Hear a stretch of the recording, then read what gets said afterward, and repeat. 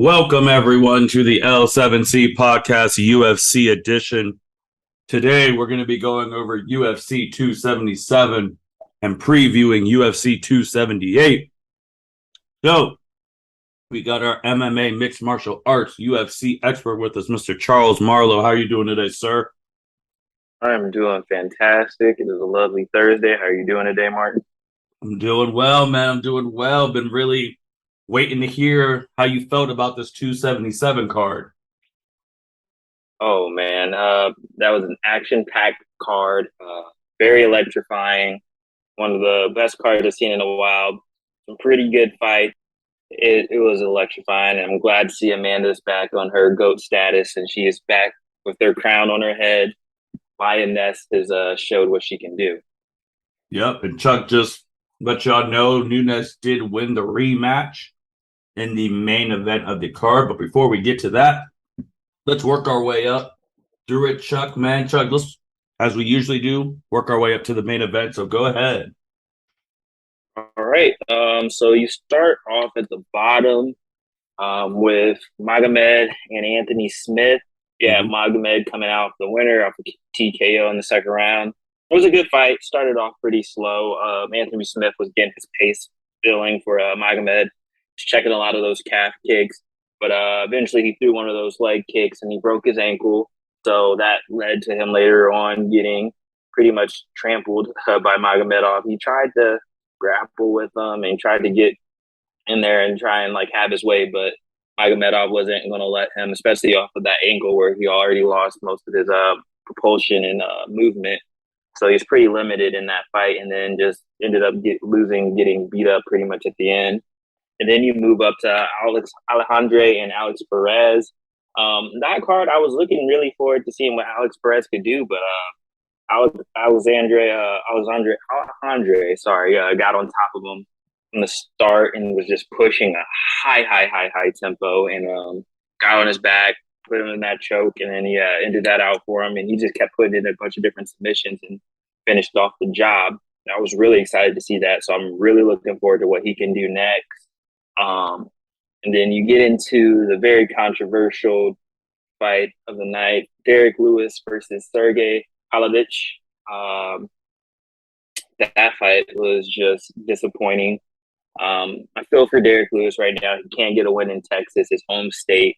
And then after coming back after that other knockout loss, and after this kind of descent from after fighting Cyril Gain for the title, it's just very sad to see it go like that. He got a new training camp.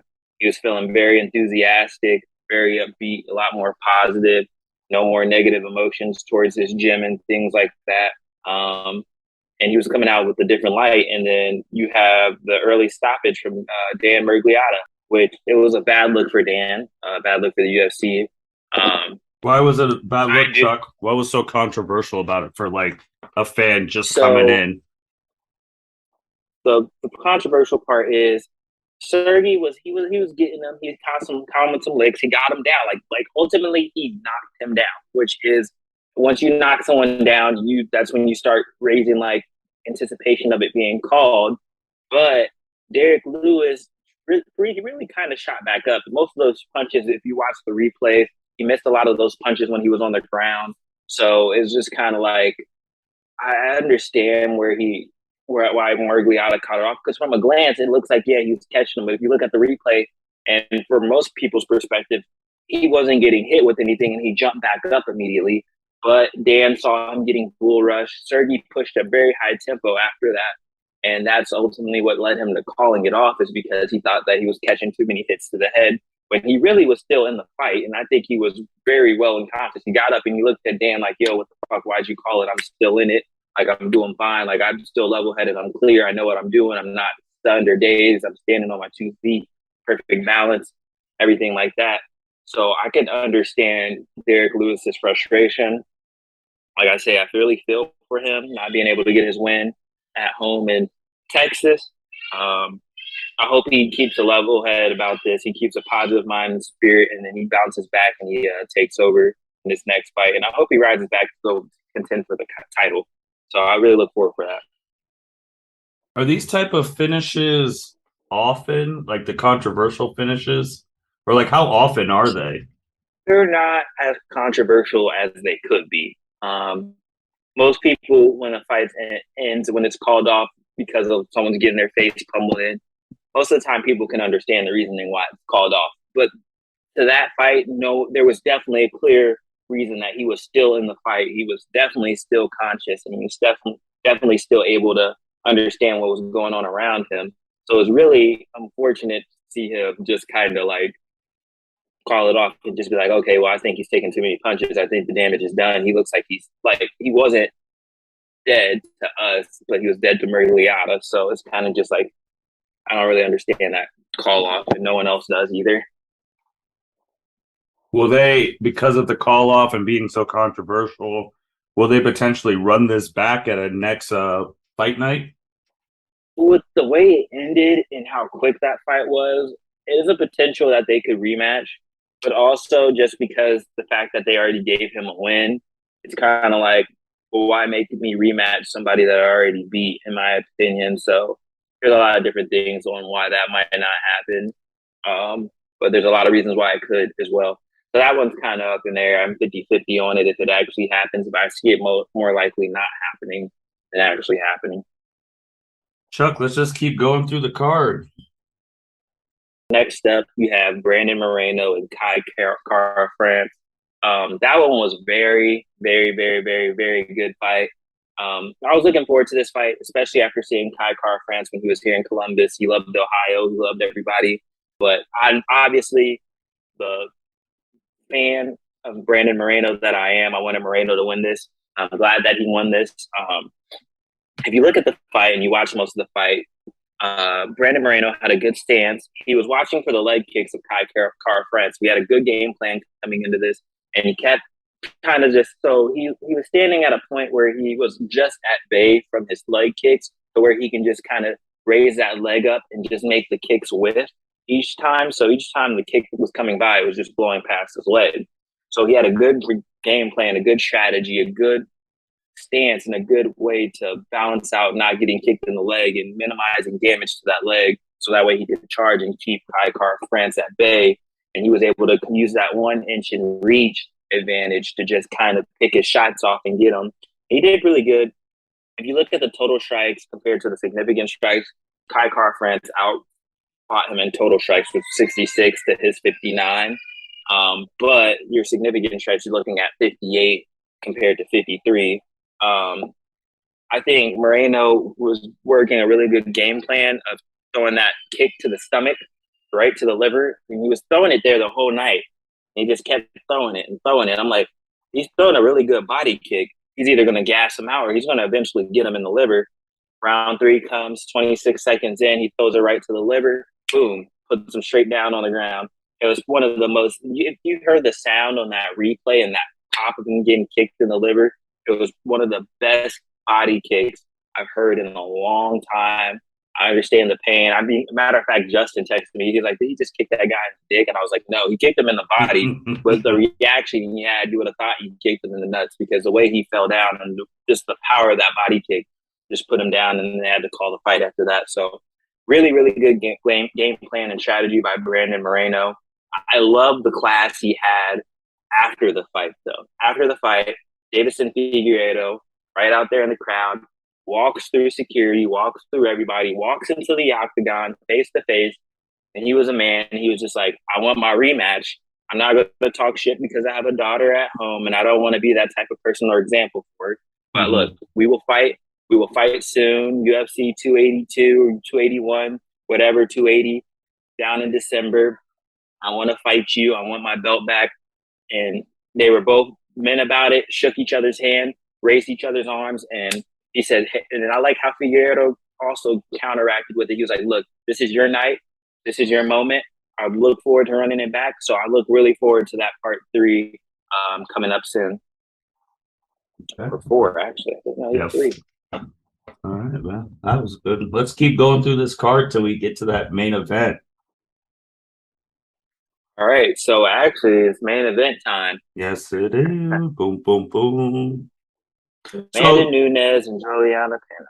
Chuck, before we get to this, because I believe you said on the preview, when you previewed this, you had Amanda winning in the rematch. How much pressure was on Amanda to win this fight? Because the last match, no one was expecting Pena to win. So how much pressure does that put on a former champion? I'm being honest. After seeing her fight and after seeing the way she won, I don't think there was that much pressure on her end. From everyone else, I think everyone outside looking in saw a lot of pressure on her shoulders, saw a lot of different weight on her shoulders, and saw this as like she has to win this. Like she has to do this to prove that she's good. I understand she went, she switched gyms again, got back to things, got everything running back, the original OG coaches. But I don't think she was really ready that fight. Like she said, that training camp going into the first fight, dealing with COVID, dealing with coming back from all these different things. She had so much adversity leading up to that fight, and not enough training time, not enough sparring, not enough anything really. And so that eventually led to her defeat because she was gassed. She didn't really have a good game plan or strategy. She just looked completely out of it, had no stamina there. And that's why I was confused after the first fight, because I'm like, this isn't the Amanda I know. She doesn't look electrifying. She doesn't look like she has anything left. She doesn't look like she has anything to give in this fight.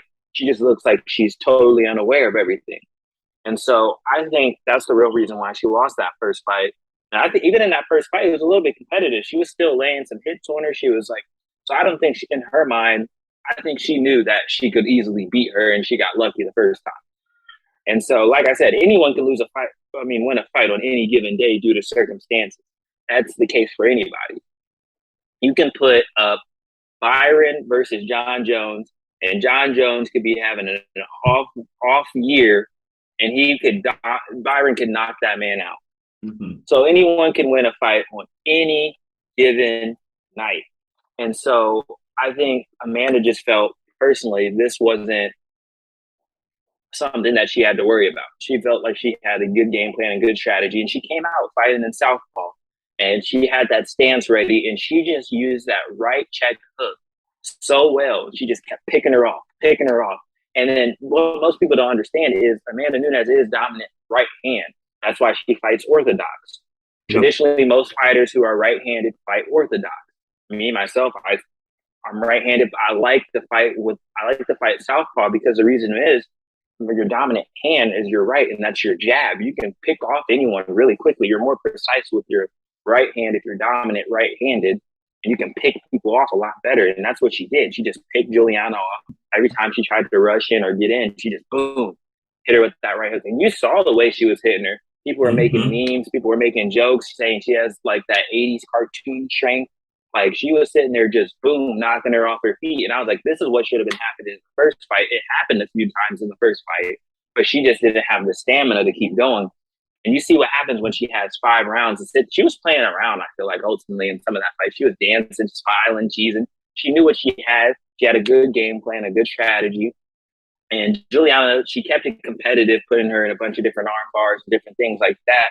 But Amanda did a really good job in chess. She was working with her jiu-jitsu. Her ground game is one of her strengths too, which not a lot of people know, because you're so used to seeing her just knock people out with her raw strength that people forget she has a great jiu-jitsu ground game, and she was just dominating her on the ground, putting her knee right into her ribs, pulling that arm right out for each arm bar. She just was very electrifying, very good game plan, and she showed why she's the GOAT. She dominated in every single facet. She dominated her on the feet. She dominated her in striking. She dominated her in takedowns, submissions. She just overall just dominated. And that's the thing that I was looking for in the first fight that I didn't see, that I'm happy I saw in the second fight. Game plan, strategy, and just better overall stamina. And she was ready to be there. She was happy. She was proud after the fight. Walked off with her beer, sitting on her coach's shoulders, drinking beer, pouring it on herself, just having a blast. It was a ball. Walk out double champ. And that's the thing most people don't talk about. That's her 10th title defense. She joins an elite company, John Jones, Anderson Silva, Tyron Woodley, a few of those other guys to name off. But it's just really, really, really glad moment for her. Happy she was able to get up there. You know, I also think that's like she's on the level of Demetrius Johnson, GSP. Like that's she's reached a true GOAT status and really showed why she is the women's GOAT. And honestly, I put her up there in one of the UFC GOATs. She's above a lot of those fighters, and she showed that she really is a legend in the making, true Hall of Famer. Really happy for her and her family. So with these fights, obviously there's a winner and a loser. So we were just talking about Nunes. Well, what does this do with Pena now? Obviously she was just champ. She just lost. So where does she go? Are we already thinking rematch for now? They're 1-1 right now. So obviously, when you have a 1-1 situation, there's obviously a rematch always going to be for call. That's what everyone wants to see because you got to have a tiebreaker. Because if you sit at 1-1, everyone's like, well, technically they're even fighters. Not if you look at the fashion of winning, no, they're not equal fighters at all. Amanda Nunes won 50-43, 50-44. I kind of disagree with that 50-43 because I don't think there was a 10-7 round in there. There was definitely a 10-8 round in there, but 10-7 is really harsh. And then 40, I think 50-43 or 50-43 the other one. So yeah, I just think that the way she won, you can definitely call for a rematch, but at the same time, most people are going to be like, she's going to do the same thing again, probably. But they'll probably run it back. I don't see Dana White not letting them run it back. I definitely see him making that happen because money, dollar signs. Most people are like, all right, maybe she'll catch her again. Maybe she'll catch her slipping again. So we'll see. That's definitely one that they'll definitely run back, most likely. But for Pena, honestly, she has to reattack her game plan. She has to revisit what she wants to do. Now she has a little bit better of a chin after taking all those shots, but she also just needs to come in with a better strategy, figure out a better way to counteract that right hook. She needs to bulk up some. If you're going to fight Amanda, you're really going to need to bulk up. You're going to have to be strong because she honestly ragdolled her on the ground and just kept throwing her around like she was a toy. Like she was literally a chew toy to her. The way she threw her around that whole time, like she had her way with her. So I think that's something she definitely needs to revisit, putting on some muscle and putting on some weight for that next fight. And then just counteract some boxing, do some more sparring, learn how to counteract that check right hook, come up with a better game plan for next time. Because she's going to come out with it again, most likely. So look forward to that. Didn't both fighters get like their typical suspended indefinitely because of injury type thing? Yeah. Okay. So they'll probably have to rehab. You look at like December, January time frame. So like next year's first fight announced or probably end of the year type of deal. Because Amanda, she has a family now. Amanda, she is fine with taking time off. She's fine with relaxing and chilling with her family. So I look forward to that for her. Okay. Chuck, man, if you had to give this pay-per-view a rating out of 10, what would you give it? Ooh, I'd say probably an 8.5. Okay. Oh, that's pretty high. Yeah, 8.5. It was a really good fight. Like I said, it was like Pena kept it competitive. She kept the fans drawn into it. She wasn't just some person getting beat up the whole time. Like, okay, this is getting old of watching. With like it's tiring of watching. She kept it electrifying because she kept putting her in submissions. So everyone's like, okay, wait, she might get her. So it kind of kept that suspense level there. Then you have the fight with Derrick Lewis and Sergei. So that was kind of a letdown. Anthony Smith and Magomed, it's unfortunate that Anthony Smith got hurt. So, I mean, would the fight have gone differently? I think Magomed still wins in the end, but it would have been maybe a little bit more of a competitive fight if Anthony Smith didn't get hurt. Kai Car-France and Brandon Moreno, it was a good fight. I give that fight an A+. That was a really great fight, great strategy. Kai Car-France just didn't get it done at the end of the day. He just lost. Brandon Moreno is the better fighter. He has a lot more championship experience, and he was a champ for a reason. And he's going back for his belt for a reason. So I think that's the reason why that fight was so good. Amanda Nunes and Pena already highlighted that it was a really good fight. Alexandre and Alex Perez, it was a quick fight, but it was an electrifying fight. So at the same time, I kept the fans into it. Okay. With that being said, then you go to we got 278 will be the next big UFC event, and that'll be taking place in Salt Lake City. It's looking like, and that is August 20th, so 16 days from now, time of recording. And the main event is Usman and Edwards. So, Chuck, what are we expecting out of this card? Is it going to be able to? You just gave the last one that just happened 8.5. Do you think this could top that or be relatively close? Looking at the competitors on this card, looking at it, I see it being another 8.5, maybe a 9. I don't see it topping it. I can see it selling underneath it, possibly. But you have a lot of electrifying fighters on here. So I don't know. This one's kind of hard to gauge. It's just Kamaru Usman's been so dominant in his title run right now. He's chasing that title of GOAT status as well. So it's kind of like, is he just going to dominate Leon Edwards the whole fight? Or are we actually going to see something competitive for like the second or third time for Usman? Are you going to see someone put up a fight like Colby Covington has for him? So that's kind of why it's like, is it going to be good? Possibly. But you have some dominant fighters on here that you expect to dominate and actually win. So we'll see how that goes. For Edwards to win, what does he have to do? He has to come out there. He has to have a game plan and a strategy to outbeat Usman. He has to beat his game plan. He has to come out with a better strategy. He has to do something that other fighters hasn't done besides Colby Covington. He has to push a tempo against him. He has to push a pace. He has to keep him on his toes, and he has to be pretty quick. Honestly, if you're going to beat Usman, you have to get in and get out. You can't sit there at bay just throwing punches at him, trying to push too high of a pace. If you're going to push a high pace, get in and get out with Usman, because the more you stay in there, he's a dangerous man. That man has some power to him.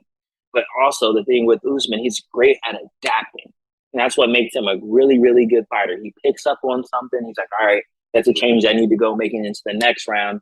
And he corrects it and he tries to come and he adapts. So it's going to be very hard. He's going to have to adapt every round, just like Usman's adapting every round. He's going to have to pick up on things. He's going to have to just at the end of the day, fighting is also a chess game. So you ultimately have to just beat him strategically. That's not even a word, but I'm making it up now. That's basically how he's going to have to beat him. He's going to have a better strategy than him, and he's just going to have to outdo him. What who you got right now? Usman, of course. I can't bet against Usman right now on this title run he has right now. It's too crazy. I wouldn't bet against Usman. I mean, Leon Edwards, he's good. He's Leon Edwards. He just beat Nate Diaz, but Nate Diaz is old at this point. I love Nate to death. I hope he beats Khamzat Chimaev, even though I don't think he will. I think he will, but I'm not 100% sold that he will. Let's put it that way. I have a gut feeling that he's going to shock the world. So I hope so. But Edwards, I don't think has enough to beat Usman at the end of the day. I don't think he has it in him. I think Usman is on another level. Like some of these fighters, like you look at Volkanovski, I can't even think of her name right now. I'm running a blank. And Amanda Nunes. You got to look at all those fighters right now on the list who are holding their belts for long periods of time, and they're just outbeating everyone in their weight division in their class. They're outclassing them. So I just think he's on another level. I think eventually, like he wants to do, he wants to move to another weight, maybe potentially light heavyweight, maybe down some weight. And I could see him moving up, but I don't really see him moving down with how heavy he already seems when he's fighting. So he wants a competition. He wants some actual competition. So we'll see how that goes for him. I also saw on this card a name who used to, now he's almost famous just for getting knocked out in that 13 seconds. Jose Aldo's on this card as well. Correct. Jose Aldo. Man's a legend. Mm-hmm. He's number 3 for a reason. He has that number 3 next to his name for a reason. Jose Aldo is a legend. He's still trying to get back at that bantamweight title. Mm-hmm. He's going against Merab. I can never pronounce his name, so I'm not going to try it. But I think this will be actually a really, really, really, really good fight. I see this going I don't know. For this fight, I see it probably going into the second round and there being a knockout. He has a 4.26 significant strikes landed per minute rate, which is pretty ridiculously high compared to Aldo's 3.61. I mean, it's really not if you look at the decimal point, but it's actually pretty high if you think about it in a statistical standpoint. And I ultimately think he's just going to do a lot better in this fight. His grappling game, he's going to try to get in on Aldo, and Aldo's just going to try and keep him at band strike. But I don't know. This one I'm kind of torn on, but I'm leaning towards Merab, shocking some people, and beating Jose Aldo. Okay. Chuck, any other of these matches on this card, 278, and it's still ways away, but by the time you listen to this, it'll be closer. What other matches should people be looking for? Marcin and Alexander Romanov. Okay. That's going to be a pretty good fight. You have two heavy hitters going against each other. That's always going to be an electrifying fight. I know Romanov is more grappler in a sense, but he's undefeated for a reason. So I really look forward to him in this fight, seeing what he can do, and just getting in. I think he's going to do something really electrifying in this fight. It's a heavyweight bout. When you see heavyweights fight, you always stop and you watch because it's going to be a knockout or something. They're going to gas each other out. Also looking at this card, Paulo Costa making his return after who knows how long against Luke Rockhold, ultimate legend. Like when you speak of Luke Rockhold, like you think of all those old UFC days, like where this man was just out there fighting. I think the last time I saw him, he got his jaw broken, honestly. But it's going to be really exciting, high electrifying fight seeing both of those heavy hitters. Now, those, like, we'll talk about heavy hitters. Those are heavy hitters. Mr. Ricky Martin, Paulo Costa. We'll see what he can do on his return after like almost a year or more off, honestly. I think he comes out and he gets a win and shows. I know it's going against Luke Rockhold, which is kind of like, I don't know. But I see Costa coming out and getting a win. I think he might have been actually training and stopped being a pretty boy. And I think he's going to actually do something and try and adapt and become better. And he most likely will try and call out Kamara because, I mean, not Kamara, but Alex Perez or Izzy Adesanya because he wants to try and move up as quickly as possible. He wants to get back to that title shot. So definitely look for a call out there. Okay. Who do you got winning? Which one? Marcin and Alexander. Marcin and Alexander. I got Marcin probably. No, I'm going with Romanov. He's keeping the streak. Got to keep the streak. Okay. Well, Chuck, you know it's not a UFC podcast unless I ask you about the people who people want to see and have no idea what's going on. Your guy, John Jones, what's he up to? John Jones. Well, actually, earlier today, like probably an hour or two ago, he just posted a video of him working out in the gym sparring. Does it really look like anything extravagant? Not really, honestly. It looks like he lost a little bit of his form and his six-pack as well. So I don't know what's going on with John Jones. I don't know where he's going to go anytime soon. I don't know how it's going to go for him anytime soon with this layoff. When you look at fighters have a layoff for such a long period of time, it starts to make you get scared for them because being out of the game for a while can really do a lot to you. But I don't know. We'll see what happens to John Jones. I wish him the best. I want him to come back soon. I want to see him fight because it's crazy. But I don't know. Its timeline doesn't look really hopeful or bright right now. I know they said him and Stipe, but we'll see where that goes. He always starts really talking when someone else gets called a GOAT in UFC. Like, he wants to make sure everyone knows that I don't care who you call a GOAT of whatever, I am the one true GOAT of this world. Like, any time. Like, with I haven't seen if it was with Nunes where people call her, if they're calling her GOAT, it's like, hold on now. I was the one running this. Or Khabib. I know he really came after, like, Khabib fans and all that. So he does come out. He wants to make sure everyone knows he's still the GOAT. He wants to remain the pound for pound GOAT. He wants to be the number one. That's what he wants to be ultimately. That's ultimately if you want to really pinpoint anything at him and you want to get him adjusted, like you want to like get into his head, that's the easiest way. Poke at him being the GOAT, and that'll make him jump back at you. Speaking of another guy who jumps every time, any updates on what plans for Conor McGregor and your guy, Nate Diaz? Well, Nate Diaz, as you see, that fight probably will never happen, him and Conor. Actually, earlier today, since we're speaking of earlier todays, Conor kind of hinted at retirement. Now that he landed that role in, can't think of the movie, it's a remake, Roadhouse. Mm-hmm. Yeah, Roadhouse.